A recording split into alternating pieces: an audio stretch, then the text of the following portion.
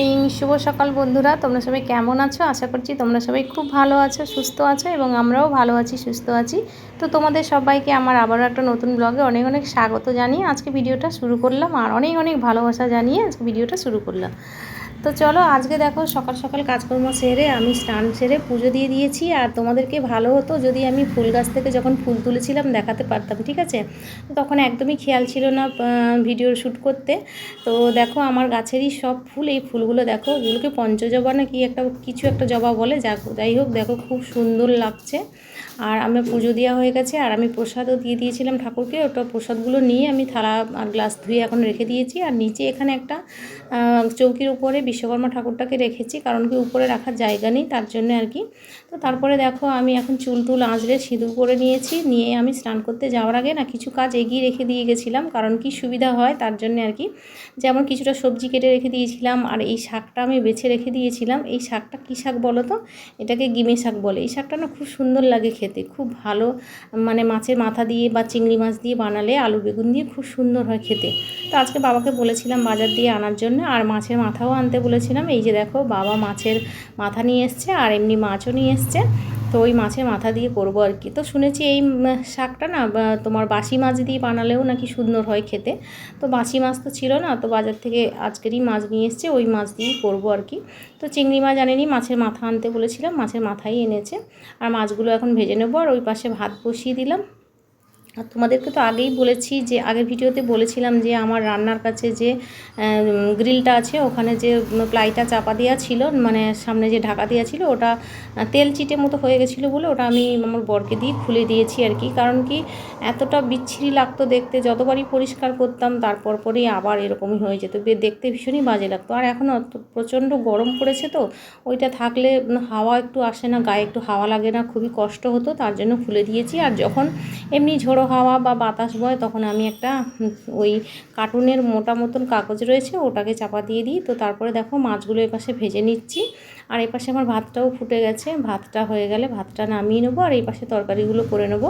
তো মাছের মাথা দিয়ে আজকে বানাবো, কারণ কি এর আগে একদিনকার চিংড়ি মাছ নিয়ে এসেছিলো, চিংড়ি মাছ দিয়ে গিমে শাক করেছিলাম, এত ভালো লাগছিলো খেতে। তো আজকেও আবার বাবাকে বলেছিলাম যে গিমে শাক আনতে, গিমে শাকটা দিয়ে বেশি করে পেঁয়াজ দিয়ে বানালেও না ভালো লাগে খেতে।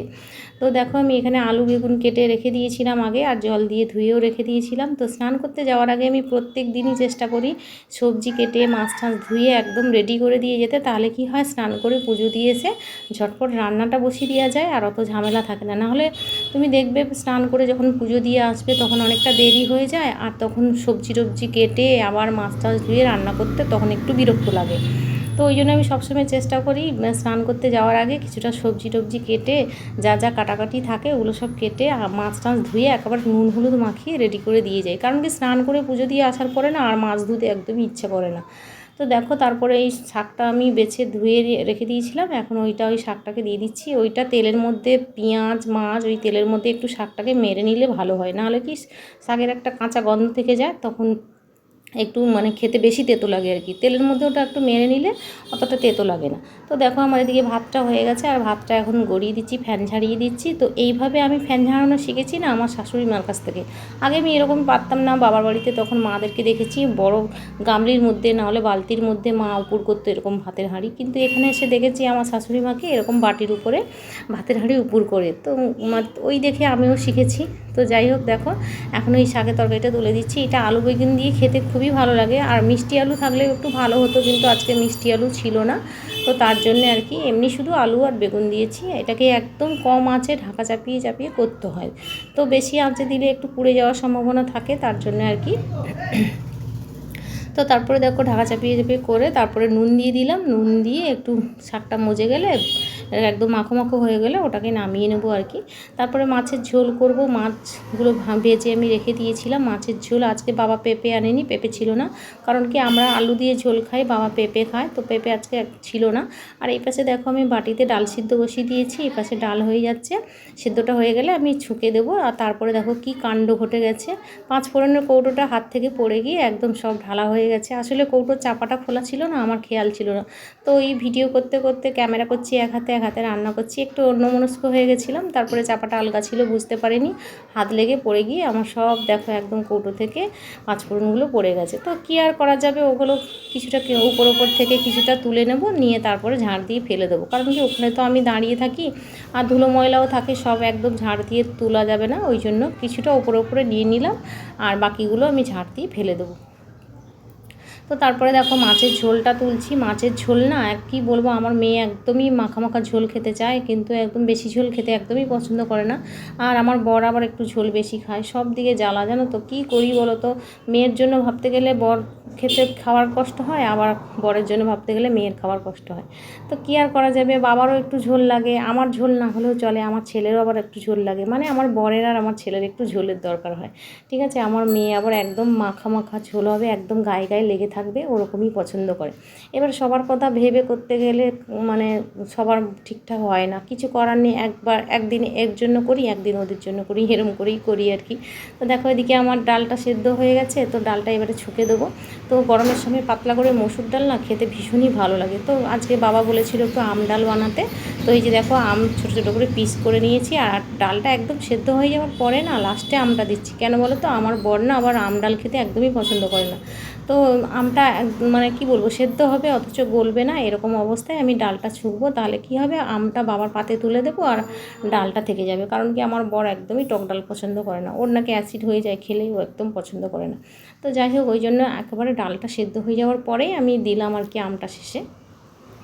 তো এই যে দেখো আমার ঝোল একদম রেডি হয়ে গেছে, মাছের ঝোলটা নামিয়ে নিয়েছি, মাছের ঝোলটা হয়ে গেছে। এবারে আমি তুলবো তোমার ডালটা হয়ে গেলেই আমার শেষ, রান্না শেষ হয়ে যাবে। তারপরে দুপুরে খাওয়া দাওয়া, তারপরে রেস্ট, তারপরে তোমাদের সঙ্গে আবার বিকেলে দেখা হবে। তো ডালটা এই যে সেদ্ধ করে, এই যে পেঁয়াজ ফোড়ন, মানে 5 ফোড়ন, তারপরে হলুদ, তারপরে লঙ্কা, তেজপাতা, এই যে ফোড়নটা দিয়ে ডালটা ছুঁকে নেওয়া হয় না, এতে ডালের একটা আলাদা টেস্ট বেড়ে যায়। তো অনেকে সেদ্ধ ডাল খায়, মানে ডাল সেদ্ধ যাকে বলে আর কি। তো ডাল সেদ্ধটা আমরা খাইও, কিন্তু এই রকম ছুঁকে ডালটা করলে না পাতলা করে, একদম মুসুর ডাল মানে একদম পাতলা করে করলে ভীষণই ভালো লাগে। তো বন্ধুরা কি বলবো, আমি এখানে ভয়েস দিচ্ছি আর বাইরে থেকে প্রচুর গাড়ির আওয়াজ আসছে, তোমরা প্লিজ কিছু মনে করো না। গাড়ির আওয়াজটা আমি আটকাতে পারছি না, কারণ কি দরজা জানলা চারিদিকে খোলা, একে তো ফ্যান বন্ধ করে ভয়েস দিচ্ছি, তারপরে আবার গাড়ির আওয়াজও আসছে। তো কিছু করার নেই। তো দুপুরবেলা খেয়ে দিয়ে রেস্ট নিয়ে, এটা বিকেলের ভিডিও, মানে সন্ধেবেলা আর কি, সন্ধে টন্ধে দিয়ে বর বললো কি একটু চা বানাতে, তো তার জন্য দেখো আমি চা বানাতে চলে এসেছি। আর বর বসেছে দোকানে, তো ওকে দোকানের পাশে মানে বারান্দায় বসে আছে ও, আর দোকানটা একটু লক্ষ্য রেখেছে, আর আমি চলে এসেছি এখন চা বানাতে। তো কি করব, বাড়িতে থাকলে আমার বর মাঝে মাঝে ভাবি যে দুধ চাটা খাওয়া একটু এড়িয়ে যাব, দুধ চাটা খাবো না, কিন্তু আমার বরের জন্য না দুধ চা খাওয়া আমার ছাড়া হচ্ছে না। বর বাড়িতে থাকলেই শুধু দুধ চা খাবে, আর ওর জন্য আমারও একটু লোভ লেগে যায় দুধ চা খেতে। দুধ চা খেতে কে না পছন্দ করে বলো, দুধ চা খেতে তো আমার বেশি ভালো লাগে। তো আমাদের বাড়িতে র চাটা হয়ই না বলতে গেলে, দুধ চা সবাই পছন্দ করে। তো তারপরে দেখো চা করে নিয়ে চলে এসেছি, আর বরকে চা দিয়ে দিয়েছি, আর আমি দেখো এখন দোকানে চা নিয়ে চলে এসেছি। তো অনেকে যারা বলছিলে আমার দোকান দেখাতে, দোকান দেখোনি, তাদের জন্য একটু দেখিয়ে দিলাম। এর আগেও আমি দোকানের ভিডিও দিয়েছি, কিন্তু অনেকে আছে যারা আমার লাইভে আছে, তো অনেক বন্ধুরা বলেছিল যে দোকানটা একটু দেখাতে। তো তার জন্য দেখো এই যে আমি দোকানে বসে চা খাচ্ছি, তোমাদেরকে সেটাও দেখালাম। তো দোকানে বসে একটু ভিডিও করলাম, আসলে বাইরে থেকে লোকজন যায় তো সব তাকিয়ে দেখে, ওই জন্য একটু লুকিয়ে ভিডিও করে নিলাম। তো যাই হোক, লাস্টের দিকে তোমরা দেখো আমি হাসছিলাম। তো তারপরে দেখো দোকান বন্ধ করে আমি এখন রাতের দিকে বাড়িতে চলে এসেছি। আর আজকে না তোমাদেরকে একটু দেখালে খুবই ভালো হতো, কারণ কি আজকে প্রচণ্ড ঝড় বৃষ্টি হয়েছে। আর ওই সময়টা না আমার ফোনের একদমই চার্জ ছিল না, বাড়িতে চার্জে বসানো ছিল, আর কারেন্ট তো ছিলই না। চার্জে বসানোটা বড় কথা নয়, কারেন্টটা ছিল না, তো অন্ধকারে আমি তোমাদেরকে ভিডিও করে দেখাতেও পারতাম না, প্রচুর ঝড় বৃষ্টি হয়েছে। ঠিক আছে, তো আজকে ওয়েদারটা এতটা ঠান্ডা হয়েছে, তার জন্য ভাবলাম আজকে একটু পেঁয়াজি বানাই। তো আমার বর আবার তেলে ভাজা পেলে আর কোনো চাই না, আর কিচ্ছু লাগে না, ও তেল ভাজা আর মুড়ি হলেই হয়ে যাবে। তো আমার মেয়েও খুব পেঁয়াজি খেতে পছন্দ করে, আর সেরকম কিছু বাড়িতে ছিল না, তাই ভাবলাম যে একটু বেসন যখন রয়েছে বাড়িতে, তো একটু পেঁয়াজি বানিয়ে নিই। তো আজকে দেখো বড় করে একটু পেঁয়াজি বানিয়ে নিচ্ছি, আর আমার বর খাবে মুড়ি, আর মেয়েও মুড়ি খাবে। তো আমি কি খাই দেখা যাক, ভাতও আছে, মাছের ঝোলও আছে, আর রুটিও করেছি, বাবার জন্য রুটি তরকারিও করেছি, রুটিও 1-2 পিস বেশি আছে। তো দেখা যাক। আর দেখো পেঁয়াজিগুলো কত সুন্দর ভাজা হয়েছে, লাল করে, খুবই ভালো লাগছে দেখতে। আর মচমচে করে ভেজেছি, জানো তো, মচমচে করে ভাজলে বেশ খেতেও বেশ ভালো লাগে। তো এই যে দেখো বাটিতে করে ভর্তি করে আমি ভেজে নিয়ে চলে এসেছি, আর মেয়ের কাছে এসে বললাম দেখ এত শুকে কেমন গন্ধ বেরোচ্ছে। আর ওর মধ্যে না আমি মানে কিছুটা কি বলবো জিরেও দিয়ে দিয়েছিলাম। জিরের গন্ধটা না যখন দাঁতে পড়ে জিরেগুলো খুবই ভালো লাগে খেতে। এই যে দেখো আমার বরের জন্য মুড়ি বেড়ে দিয়েছি, এই যে দেখো পেঁয়াজি দিয়ে দিচ্ছি, দিয়ে আমার বরকে দিয়ে দেবো। আর একটু কাঁচা ছোলা ভেজানো ছিল, এই কাঁচা ছোলা দিয়ে আমার বরকে মুড়ি দিয়ে দেবো। আর এই যে রুটি নিয়ে নিয়েছি, আর এই যে পেঁয়াজি, আর বাবার একটু ডাল তরকারি বেশি ছিল ওইটা আমি নিয়ে নিয়েছি। বাবার খাবারটাও বাবার ঘরে দিয়ে চলে এসেছি। আর এই যে কাঁচা ছোলাগুলো এই যে বরকে দিয়ে দিচ্ছি। কাঁচা ছোলাগুলো আগের দিন ভেজানো ছিল, আমার বর একটু ছোলার জল খায়।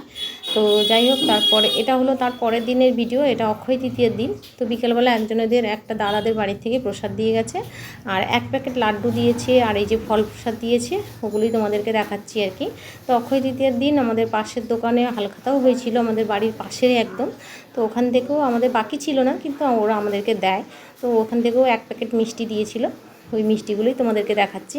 তো আজকে অক্ষয় তৃতীয়ার দিনে আমরা 2 প্যাকেট মিষ্টি পেয়েছি, খুবই আনন্দ লাগছিল। মিষ্টি খেতে তো আমরা ভীষণ ভালোবাসি, ভীষণ পছন্দ করি, আর তার জন্য তোমাদেরকে দেখালাম। এই যে দেখো 2 প্যাকেট মিষ্টি।